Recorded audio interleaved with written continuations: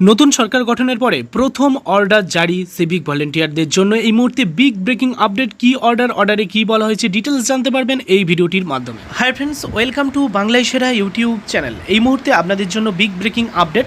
সরকার গঠনের পরে প্রথম কিন্তু অর্ডার বিজ্ঞপ্তি জারি করা হয়েছে স্পেশালি সিভিক ভলেন্টিয়ার এবং হোমগার্ডদের জন্য। কেন কি বিষয়ে জানাবো। অন্ততপক্ষে সপ্তাহে একদিন না হলে মাসে অন্তত একদিন এখানে আপনাদের কিন্তু অংশগ্রহণ করতে হবে। 6 ঘন্টা সময় থাকবে।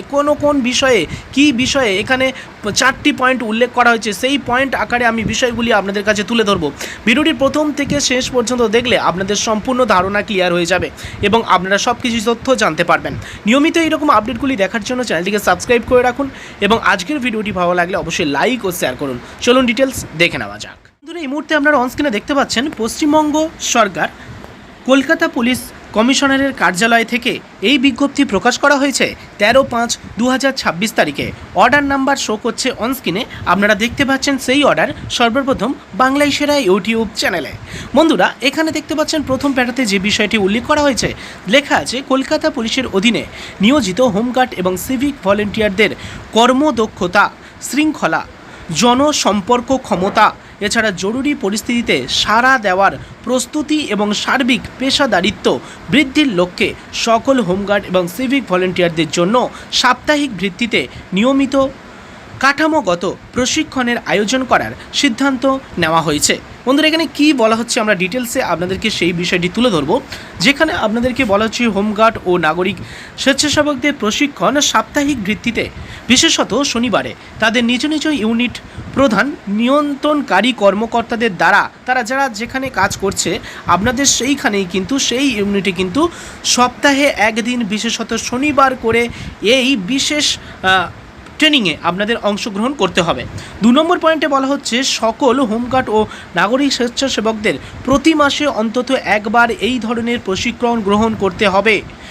যদি সপ্তাহে একদিন না সম্ভব হয় তাহলে মাসে অন্তত একদিন করে কিন্তু অবশ্যই আপনাদের এই ট্রেনিংয়ে অংশগ্রহণ করতে হবে।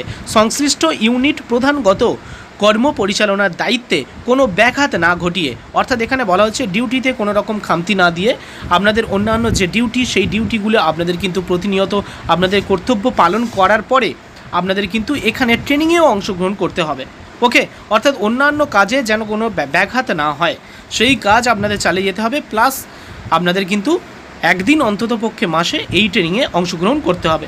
এবার বিষয়টি কি বলা হয়েছে, প্রতিটি প্রশিক্ষণ অধিবেশন বিরতি থাকবে আপনাদের, এবং আপনাদেরকে বলা হচ্ছে 6 ঘন্টা করে আপনাদের যে সাপ্তাহিক ট্রেনিং আপনারা করেন ভালো বা মাসে একদিন হোক, কিন্তু আপনাদের ট্রেনিংয়ের সময় 6 ঘন্টা, অর্থাৎ 6 ঘন্টা আপনাদের এই ট্রেনিংয়ে অংশগ্রহণ করতে হবে। কেন এই 6 ঘন্টা আপনাদের এই ট্রেনিংয়ে অংশগ্রহণ করতে হবে সেই বিষয়টা এখানে উল্লেখ করা হয়েছে, আমি আপনাদেরকে জানাবো।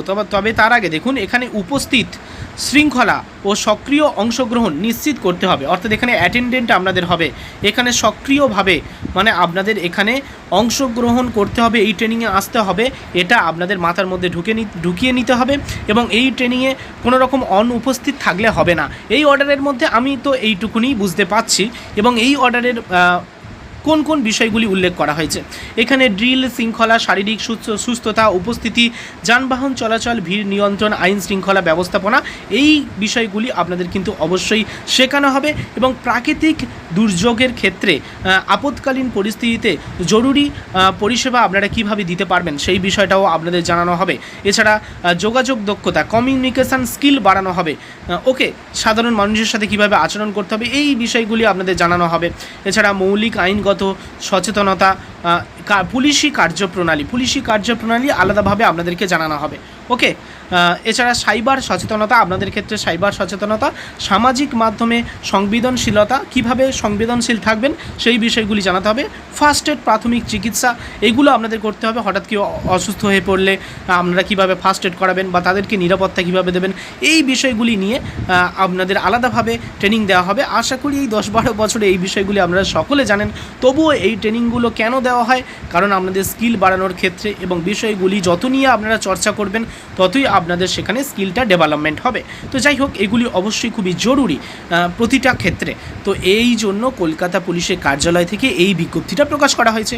ওয়েস্ট বেঙ্গল পুলিশের ক্ষেত্রে এখনও পর্যন্ত এরকম কোনো বিজ্ঞপ্তি আমি দেখতে পেলাম না, তবে পরবর্তীকালে আসলে সেই তথ্যও আপনাদেরকে জানাবো।